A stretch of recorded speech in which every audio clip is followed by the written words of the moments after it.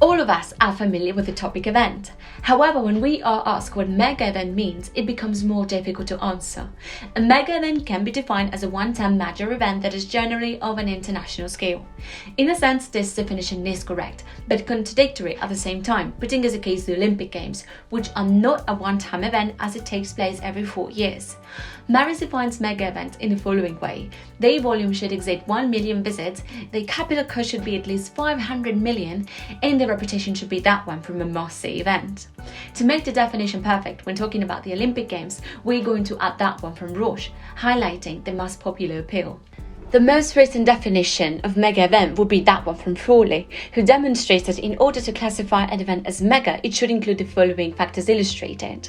Frawley also details 4 key dimensions, which need to be analysed to determine the outcome of a mega event. Mediated reach and visitor attractiveness are grouped together as they complement each other. Due to the massive growth and evolution of the Olympic Games, it is considered one of the most followed events across the globe. In 2012, the Olympic Games in London had over 3.64 billion spectators. Frawley literature supports the idea that the growth of the Olympic Games is due to the mediated reach. Also, Hearn agrees with that. All this boom would be impossible without the evolution of media, which started with people watching the event in person, then watching it by television, and finally the social platforms we know nowadays. Horn supports this increase of views thanks to the technological progress and other factors. The next key factor Frawley details is the cost. The cost of mega events typically costs hundreds of millions, if not billions. However, countries keep hosting the Olympic Games with 3 very clear objectives: international recognition, to demonstrate their power, and to generate benefits, locally, nationally, and globally. One very clear example is Russia, who broke all the previous records when investing more than 55 billion in Sochi Winter Olympics, more than all the previous Winter Olympic Games put together. As a consequence of these objectives, the host countries can face a series of issues like large public investments expensive to stage and a carry long-term debt. Finally, Frawley talks about the transformative impact. It can be described as opportunities and benefits to society, in particular through the redevelopment of wasteland, neighbourhoods and transport systems. And of course, countries use the opportunity of hosting the Olympic Games as a chance. Governing bodies such as the IOC encourage such transformative impacts under the label of legacy. Those impacts, however, have often been negative, resulting, among other things, in the displacement of people, gentrification, the commercialization of public space and environmental damage. Still, mega events are all about to impress and to get international recognition. According to Frawley, a mega event must have long-term consequences for cities, a significant and a permanent urban effect, and affect whole economies. Urban regeneration can be associated with event leveraging, as event leveraging can be defined as strategies or tactics that might render certain outcomes, or the means to enhance outcomes of hosting mega events by fostering tourism, business development, and destination branding, and can obtain social, economic, or environmental outcomes. Benefits do not always come about automatically from hosting mega events, but from the strategies implemented. So, given all this information and before starting to talk about the political impacts of the Olympic Games, let's talk about the difference between impact, legacy and leverage. The impact is something measurable and has direct effects, immediate opportunities and risks of the Games. It is focused on the outcome. The leverage is composed of the strategies and tactics that determine the outcome, so it has a strategic and analytic focus. Finally, the legacy is all about the long-term effects, and it has become synonymous with large-scale transformations for both tangible and intangible nature, and it's time to be evaluated. A legacy can be direct or indirect, material or immaterial, and classified in local, wider, and big legacies. What are the political impacts of hosting the Olympic Games?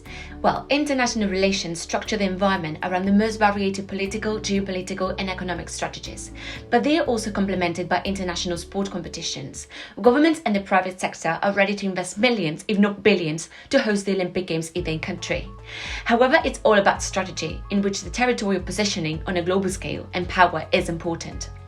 Locally, the positive impacts are the positioning of the host city on a global scale, which someone can argue that this is a global impact. However, depending on the results of the Games, it can give new opportunities to the location itself.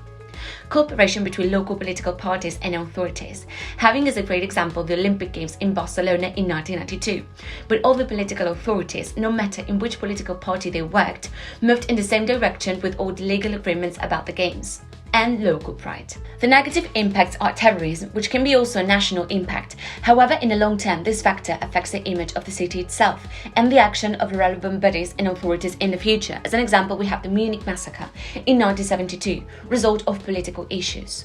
Protests, revolutions and refugees can violate the image of the local authorities. Some examples can be when Beijing was haunted by the Free Tibet Movement protests, or the refugees sponsored by the International Olympic Committee in Rio 2016. Nationally positive impacts are extraordinary diplomatic meetings, which can help with future agreements between countries, improvement of the image of the nation for nationals, as the games can help to improve the image of the government, and country pride. The negative impacts are the white elephant factor, since most of the time governments invest more money than they have, ending up with big debts after the Games.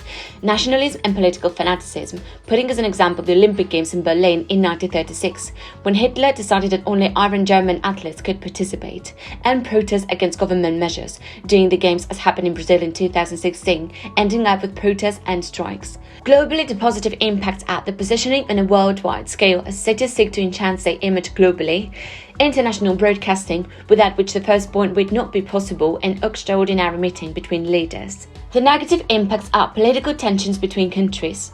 Country ban. These 2 points give us the example of Russia and the USA, when recently Russia was banned by the USA Wanted Committee for doping reasons. However, it is much complex, as both countries have a political tension since Cold War. International broadcasting can be negative at the same time, as people will be able to see the negative impact the host city has created, as seen in previous examples in Rio, with strikes and protests. Boycott, putting as an example the USA and Russia boycotting each other by political reasons.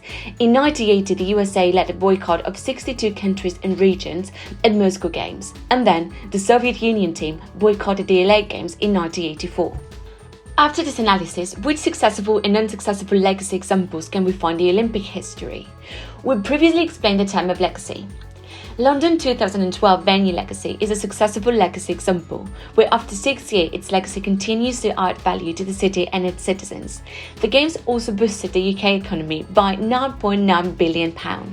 However, the Olympic Games have also left some unsuccessful legacy examples, like Brazil, who left 15 to 20 billion expenditure on stadiums and venues mainly unfinished, or Athens, where 4 years after hosting the 2004 Olympic Games, its legacy is considered the ruins of Athens.